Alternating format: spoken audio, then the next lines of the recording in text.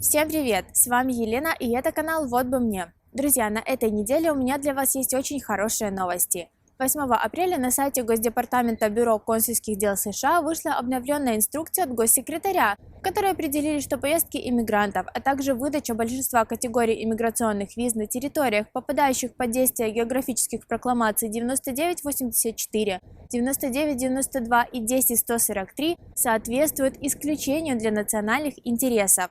Это значит, что все посольства, которые не обрабатывали иммиграционные визы и в частности не рассылали приглашения для победителей в лотерею Green Card, в ближайшее время начнут обрабатывать заявки.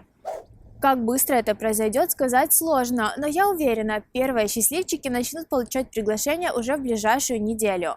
Но несмотря на это постановление и инструкция от Госдепартамента, необходимо понимать, что на данный момент посольства США во многих странах не укомплектованы сотрудниками должным образом, а количество желающих получить визы всех категорий очень большое.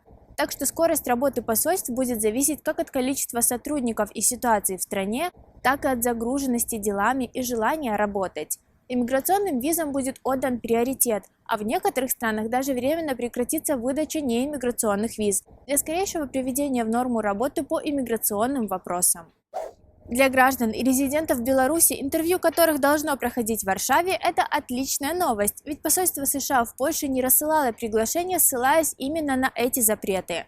Эта новость, конечно же, касается не только белорусов и Польши. Речь идет про все страны Шенгенской зоны, Великобританию, Ирландию, ЮАР, Иран и ряд других стран, которые попадают под действие прокламаций. На данный момент даже ходят слухи о том, что двое граждан Беларуси уже получили приглашение на собеседование в Варшаве на май, но пока эти данные мы проверить не можем. Если у вас есть более точная информация, пожалуйста, напишите ее в комментариях. К сожалению, это распоряжение не повлияет на начало работы посольств США в России, Узбекистане, Таджикистане и других странах, где собеседования не назначают по другим причинам. Несмотря на то, что Госдеп предпринимает попытки восстановить работу посольств и ускорить процесс обработки иммиграционных виз даже до окончания действия прокламаций, открытым остается вопрос нежелания некоторых стран налаживать дипломатические отношения или снимать локальные коронавирусные ограничения, и положение в таком случае только усугубляется еще больше. Мы постоянно следим за ситуацией, и как только начнутся какие-то движения в еще не работающих посольствах, обязательно сообщим. Ну и в заключение этого видео хочу поделиться информацией от наших подписчиков для всех зрителей, ожидающих собеседования на визу К1 в России. Поскольку посольство в Москве фактически закрыто, не принимает и не проводит собеседования по визам жениха невесты уже более года, а количество заявителей растет как снежный ком, даже при условии того, что посольство в ближайшее время начнет обрабатывать заявки, очередь может растянуться на несколько лет. В связи с этим группа ожидающих визу К1 в России набирает желающих участвовать в коллективном иске. Если наберется 100 заявителей, то дело будет вести адвокатская фирма Грега Сискинда, который вместе с Чарльзом Куком и командой ввел и продолжает вести коллективные иски для победителей лотереи Green Card. О нем я уже рассказывала в других видео, и мне кажется, что это надежный адвокат. За всеми деталями, сколько это будет стоить, когда будет подаваться иск и каким требованиям должны соответствовать заявители, обращайтесь к Анастасии, контакты которой вы сможете найти в описании под этим видео. Это не проплаченная реклама, и я никого и никогда не агитирую вступать в какие-либо иски. Но если эта информация поможет тем, кто искал такую возможность, будет здорово.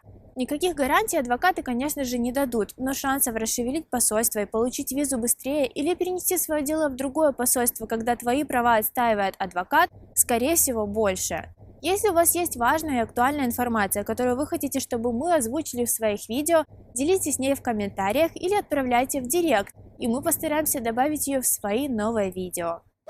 На сегодня все, друзья. Уже в ближайшие дни выйдет очередной визовый бюллетень, а это значит, новый выпуск новостей на канале появится уже совсем скоро. Если информация была полезной и познавательной, поддержите наш проект. Подпишитесь на канал, подключите уведомления, поставьте лайк и поделитесь этим видео с друзьями. А если у вас остались вопросы к нам, смело задавайте их в комментариях. Каждую неделю мы делимся полезным контентом, так что зовите друзей и оставайтесь с нами.